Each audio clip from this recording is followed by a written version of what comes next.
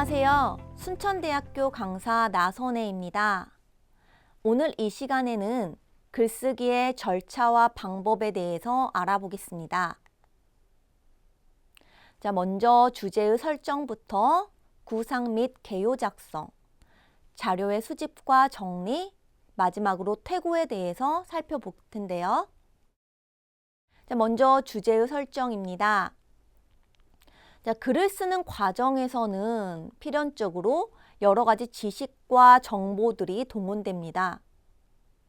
이렇게 다양한 지식과 정보들을 통합해서 하나의 통일된 의미를 지닌 글을 엮어내는 것은 사실 결코 쉬운 일이 아닙니다. 자칫하면 이 잡다한 지식과 정보 때문에 길을 잃고 헤매다가 횡설수설하기가 십상입니다.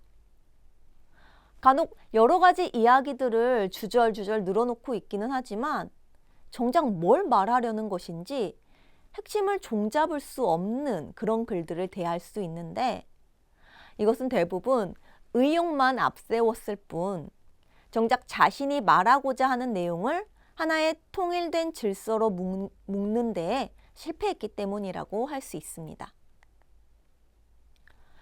그렇다면 글을 쓰는데 동원되는 이 여러 가지 지식과 정보들을 하나의 통일된 질서 속에 묶어 세우기 위해서는 어떻게 해야 할까요? 이를 위해서는 무엇보다도 명확한 주제를 설정하는 것이 가장 먼저 이루어져야 합니다.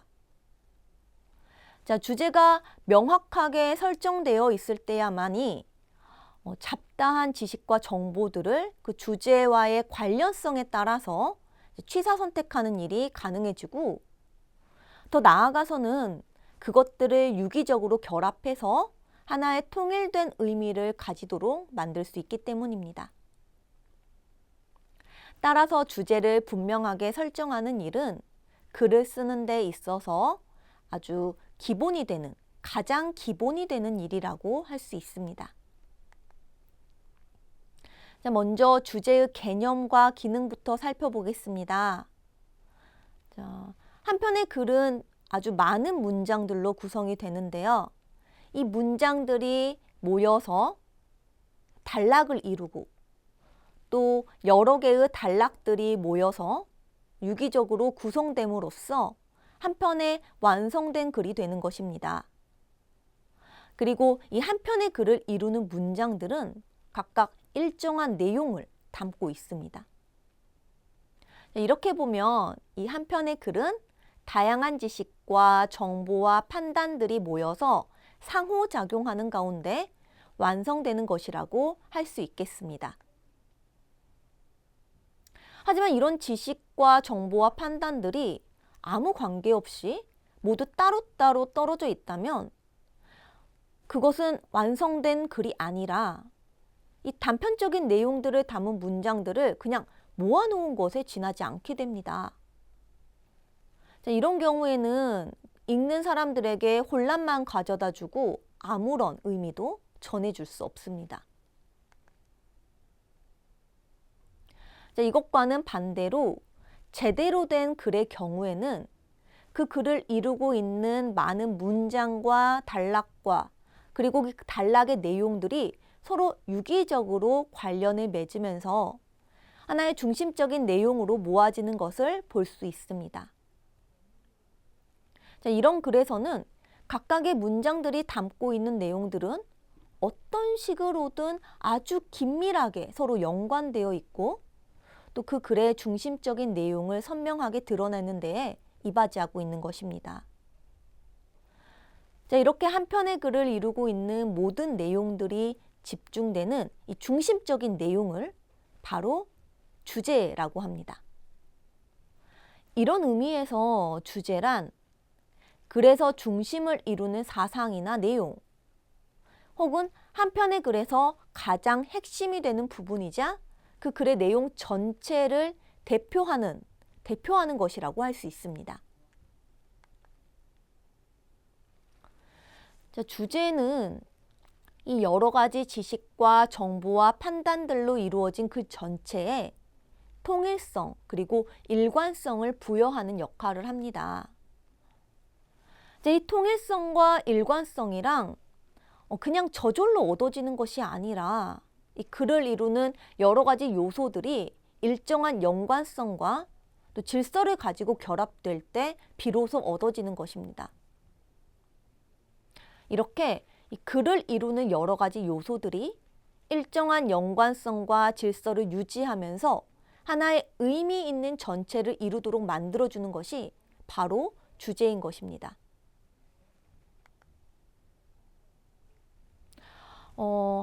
그런데 이 한 편의 글이 단 하나의 주제로만 이루어진 경우는 거의 없습니다.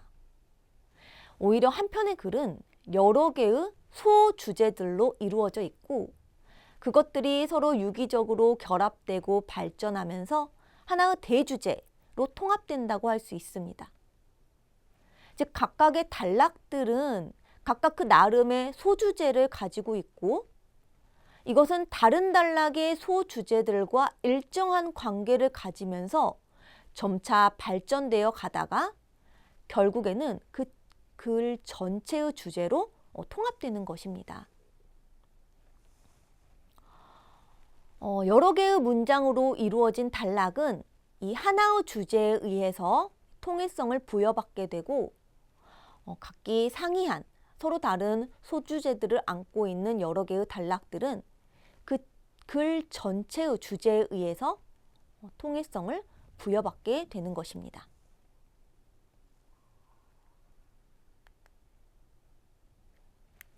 자, 두 번째는 이 가주제와 참주제에 대해서 살펴보겠습니다.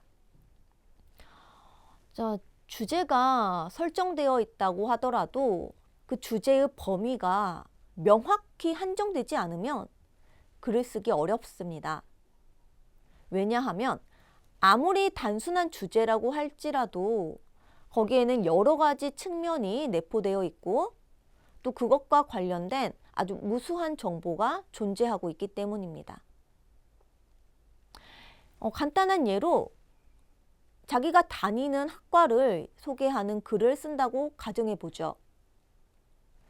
자기가 다니는 학과에 대해서 잘 모르는 사람은 많지 않겠지만 실제 자신의 학과를 주제로 글을 써보라는 요구를 받았을 때 자신 있게 글을 쓸 수 있는 사람은 그다지 많지 않습니다. 왜냐하면 자기가 다니는 학과에 대해서 뭘 어떻게 써야 할지 막막하기 때문입니다. 그런데 이 자신이 다니는 학과에 관한 모든 것이 아니라 어떤 특정한 측면, 가령 우리 과의 전공 과목, 우리 과의 특성과 취업 전망처럼 이 범위를 한정지어 놓고 나면 자기 학과에 관해서 알고 있는 다양한 지식들 중에서 반드시 다루어야 할 것과 생략해도 좋을 것이 분명해집니다. 또 그래서 다루는 내용들 가운데서도 좀 더 강조해야 할 부분과 덜 강조해도 좋을 부분들도 분명하게 알 수 있을 뿐만 아니라 그것들을 어떤 순서로 기술해야 할지도 분명해집니다. 자, 이렇게 주제의 범위가 명확하게 한정되고 구체화되기 전까지는 본격적인 글쓰기가 이루어지기 어렵습니다. 자, 그런데 일단 주제의 범위가 명확하게 한정되고 또 구체화되고 나면 그래서 다루어야 할 내용과 그렇지 않은 것들을 취사 선택할 수 있게 될 뿐만 아니라 그래서 다루어져야 할 내용들에 대해서도 주제와 관련해서 그 중요성이나 가치에 대한 평가를 할 수 있게 됩니다. 자, 이것을 조금 더 명확하게 이해하기 위해서 주제를 가주제 그리고 참주제로 나누어 생각해 보겠습니다. 자, 가주제란 주제는 주제이되 아직 범위가 명확하게 한정되지도 않고 구체화되지도 않은 막연한 상태의 주제를 가리킵니다. 그리고 참주제란 그것의 범위를 명확하게 한정하고 구체화시킨 것이라고 할 수 있습니다. 앞의 예를 들어서 말한다면 나의 전공 학과가 가주제에 해당하고 우리 과의 전공 과목이나 우리 과의 특성과 전망이 참주제에 해당합니다.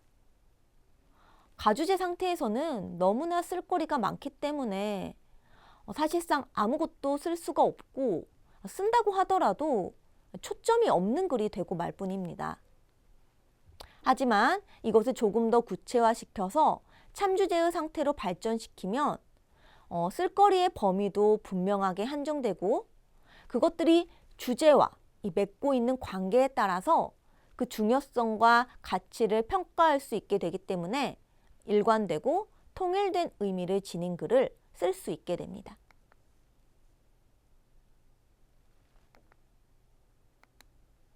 자, 그렇다면 이 가주제를 참주제로 발전시키기 위해서는 어떻게 해야 할까요?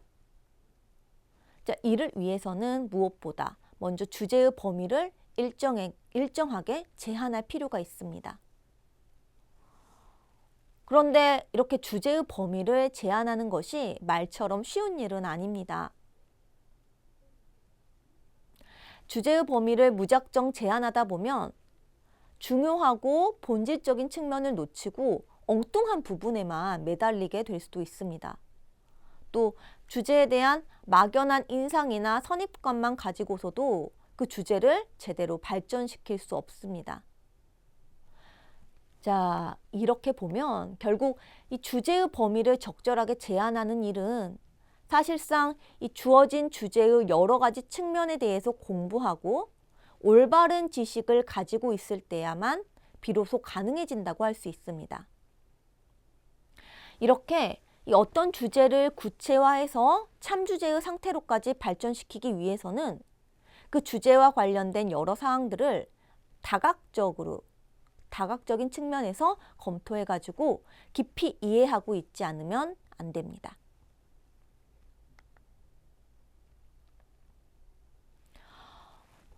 예를 들어서 이 남녀평등이란 주제에 대해서 글을 쓰는 경우를 생각해 보죠.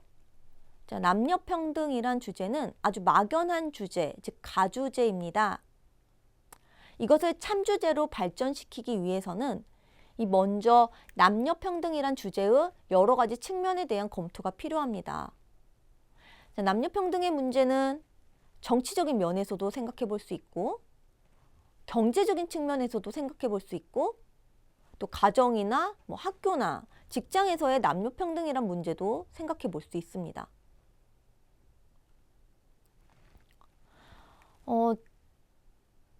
정치적인 측면에서 남녀평등이 이루어졌다고 볼 수 있는 부분이 있는가 하면 그렇지 못한 부분의 측면도 생각해 볼 수 있고 이 경제적인 측면에서도 마찬가지입니다.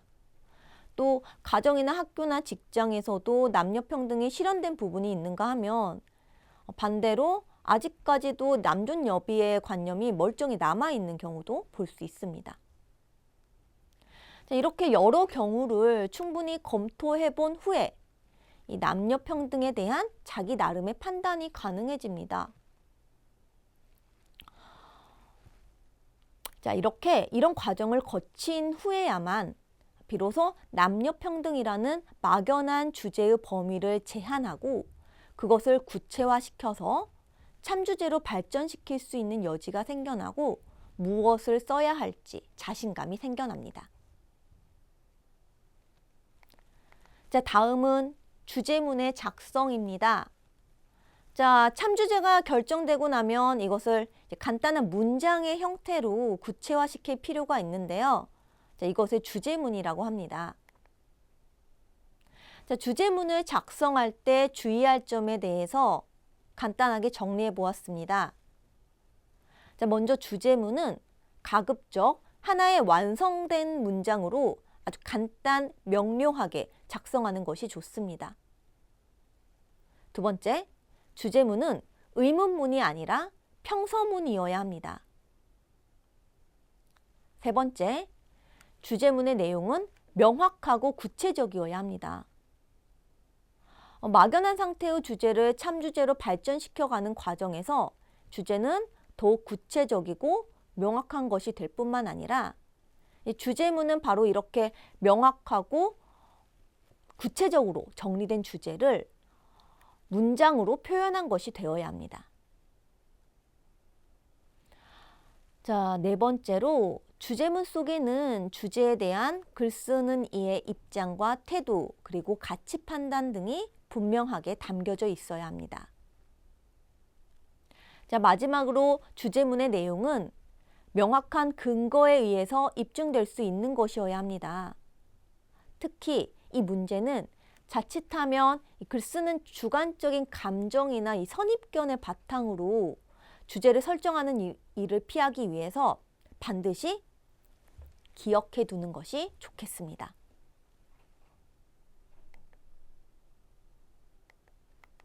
자, 두 번째로 구상과 개요 작성입니다. 자, 구상은 자신이 말하고자 하는 주제를 효과적으로 표현하기 위해서 글을 어떤 순서와 방법으로 써나갈 것인가를 미리 머릿속으로 정리하는 과정을 가리킵니다.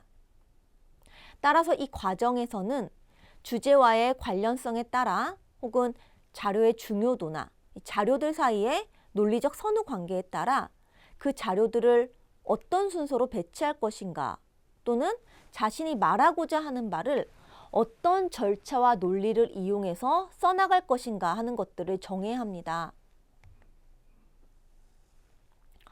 그런데 이 구상은 대부분 머릿속에서 진행되는 것이기 때문에 자칫하면 잊어버리기가 쉽습니다. 따라서 이 구상의 내용을 글로 간단하게 정리해 놓는다면 글을 쓰는 과정에서 큰 도움을 받을 수 있을 텐데요. 자, 이렇게 구상의 내용을 글로 간단하게 정리해 놓은 것을 바로 개요라고 합니다.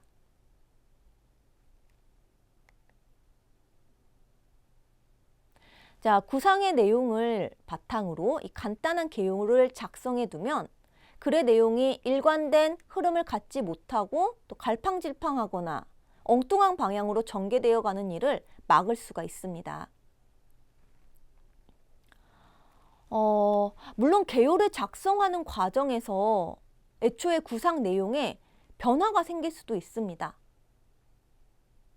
특히 구상이 처음부터 좀 무리한 것이었을 경우에는 이 개요를 작성하는 과정에서 좀 더 합리적이고 순조로운 것으로 수정되고 변경하는 일이 자주 일어나는데요.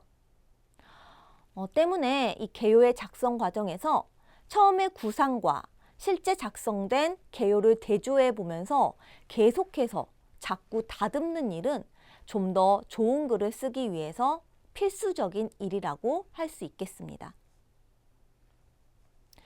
자, 그럼 이 개요 작성의 방법과 이 실제의 내용을 한번 살펴볼까요? 개요는 크게 보아서 목차식 개요와 문장식 개요로 구분할 수 있습니다. 자, 이 목차식 개요란 책의 목차처럼 이 글에서 다룰 내용을 간단히 항목화해서 정리한 것을 가리키고, 문장식 개요는 글의 전체 내용을 몇 개의 문장으로 간단하게 요약 정리한 것을 가리킵니다. 자, 이것은 목차식 개요의 한 예입니다. 자, 보시는 바와 같이 목차식 개요는 이 글의 내용이 전개되고 발전되어 가는 과정을 일목요연하게 드러내주기 때문에 편리한 점이 있지만, 이 복잡한 내용을 간단하게 항목화하는 데서 오는 이 공백을 메우기가 쉽지 않다는 점에서 어려운 점이 있습니다. 자, 이제 문장식 개요를 살펴보죠.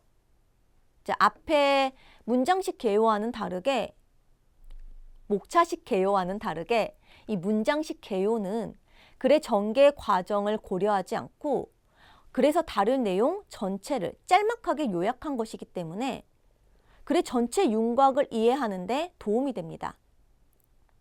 하지만 이 글을 전개해 나가는 구체적인 과정과 그 논리적인 절차를 파악하기 어렵다는 단점도 가지고 있습니다.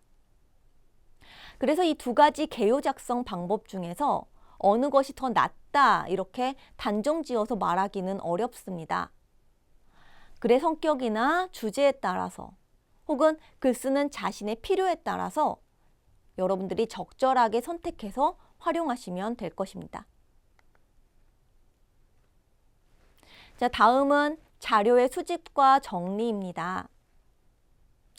자, 일단 주제가 결정되고 나면 이 주제를 효과적으로 드러내고 주제의 타당성을 입증하는 데 필요한 여러 가지 자료들을 수집할 필요가 있습니다. 좀 더 엄밀하게 말하면 이 자료는 단순히 주제를 뒷받침하고 입증하는 것일 뿐 아니라 이 주제를 구체화하고 심화하는데 아주 필수적인 것이라고 할 수 있습니다. 따라서 자료의 수집은 막연하게 주제가 설정되고 난 뒤에 해야 할 것이 아니라 가주제를 이 참주제로 발전시켜가는 과정에서 이루어져야 하는 것이라고 할 수 있습니다. 왜냐하면 이 가주제를 참주제로 발전시켜 나아가기 위해서는 이것에 대한 구체적인 자료들을 찾아볼 필요가 있기 때문입니다. 즉, 막연한 상태의 주제인 가주제를 구체적인 자료에 조회해 봄으로써 그 내용을 좀 더 구체화하고 문제의식을 심화시킬 수 있는 것입니다. 자, 이렇게 자료들을 수집하고 애초 주제에 비추어서 종합적으로 검토하는 과정을 거치게 되면 그 전에 가졌던 막연한 입장이나 태도가 분명하게 정리될 수 있습니다.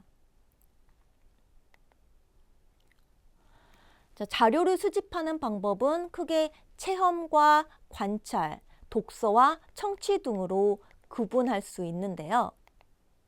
자, 요즘은 이 자료 수집 과정에서 이 인터넷을 이용하는 경우가 굉장히 많죠.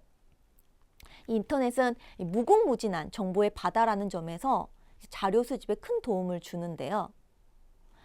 다양한 인터넷 검색 엔진을 활용하면 내가 원하는 정보들에 아주 손쉽게 접근할 수 있기 때문입니다.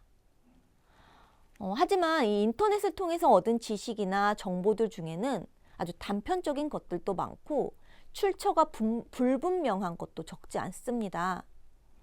따라서 이런 지식이나 정보들은 관련 도서 등을 통해서 충분히 검증을 한 후에 사용하는 것이 좋겠습니다. 그리고 중요한 것, 반드시 자료의 출처를 명기해야 합니다.